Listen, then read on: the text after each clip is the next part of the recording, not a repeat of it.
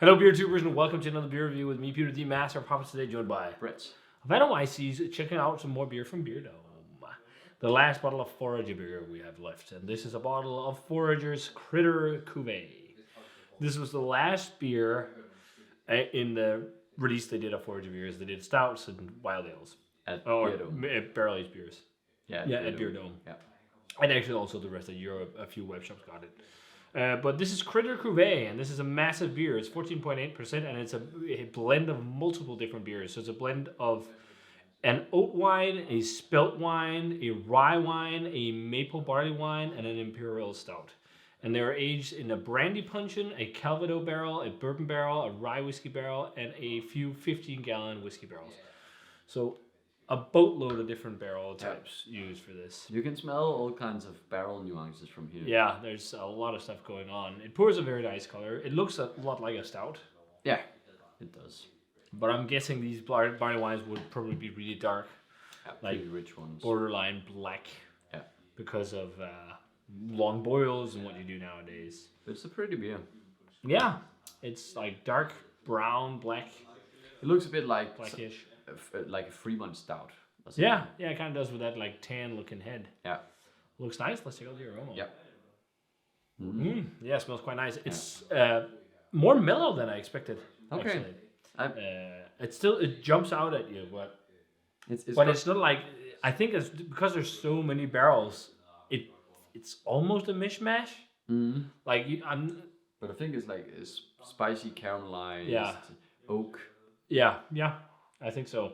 Because I don't think I could pinpoint specifically brandy and cognac and one there's a lot of spirit and there's some spiciness and there's some chocolate. Yeah. And I think I may be getting the oat wine because there's sweet oaty nuances. I think. Yeah. I was thinking more like rye wine actually. Okay. Rye wine I see with a that bit too. of like a stouty character. But I see a lot of like a sweet oaty thing too. I'm also getting a red apple, like caramelized red apple. Yeah, I'm also getting like heavily charred woodiness, like burnt wood. Yeah. Almost a bit of tobacco. It smells like very cohesive. Yeah.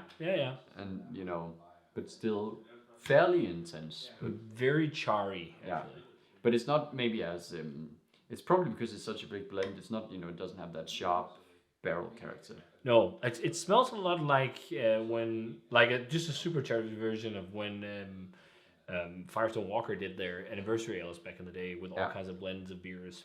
It smells similar to something like that. It smells nice. Let's try it. Yeah. Cheers, and thanks to Beerdome for the beer.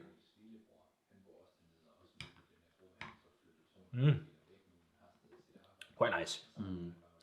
No way near as sweet as the oak sap one. What was it called? The maple sap one. Yeah, maple sap. What was it called? Can't remember. Something off something. Okay. I can't remember. It was the most recent one we did. Yeah. It's got a lot of barrel flavor, lots of vanilla, lots of cherry oak. I actually think I'm sensing a bit of a cognac thing, to be honest. Yeah, and I think definitely the spiciness is there throughout. It has and like it's sweet, spicy rye thing, but but it's not too sweet. There's enough barrel heft to stand up against it. It's got a lot of fudgy chocolate, fudgy malty, sweet like caramel. But there's underlying layers of fudgy chocolatey vibes too. I'm guessing from the stout. Yeah. But it's really fucking good. Really good temperature as well. Just 8 minutes in the freezer. And then a fairly cold floor. Before that. Yeah. Yeah, and there's almost like a maraschino, like cocktail cherry type thing, I think. Yeah. Too. There's a little bit of a fruitiness. It's not all caramel. And then it has this like slightly faint kind of licorice, just licorice roasty touch. Yeah. It's really fucking great. Yeah. It's it's a great like thinker's beer or thinking beer. Yeah. But at the same time, it's cohesive so that you can also just relax and enjoy it. And this reminds me, I also have something we should try. I got a new bottle of rye whiskey. Maybe not on camera. Maybe sometime, but today I don't think so. No. But I just remember that because there's definitely some spicy rye nuances in this as well. It's it's like there's a lot of different barrel flair. It smells more of a mishmash than it tastes, I think. I think it's more precise in Yeah. in flavor because I think that like it has that distinct kind of spicy character throughout, which really entices me. And then this, like just really nice cohesive kind of toasty oak, Yeah. and then the caramelly vanilla-esque sweetness. Yeah, and I think the combination of all those three is awesome. And that's actually the barrel character you get in the Bourbon counties, just that this is on the Bourbon County beers. I think that's where they nail barrel character in Bourbon counties because they have that broad spectrum. Yeah. And I think it's not just barrels, I think it's just like barrel and base beer and whatnot. Yeah. And you get that in here. Okay, of course, it's sweeter, but it's got such great barrel flavor. And for some reason, I'm picking out cognac and rye whiskey, I think. For some reason. And I think it tastes more like a rye wine type thing than the oat stuff. I don't notice oats necessarily. It's just like sweet and caramel fudgy. Yeah. Yeah, I'm feeling like, that kind of rye whiskey and maybe like, brandy is kind of actually the main ones, or are the main ones. Yeah. Or brandy. I kept saying cognac, but brandy. Yeah. Maybe also Calvados actually, because there is a sharpness to it that is green apple like. It has. I was thinking actually all the time that it has that slightly like red apple, caramelized red apple. Yeah. Like the thing is, like Calvados barrels are much more sharp and bright, and almost like to me Green like apple. fresh green apple or snappy apple. Where I think the American apple brandy is more, stewed and for autumnal spicy and whatnot because the American oak. But I think there's very little. It has a very light acidity.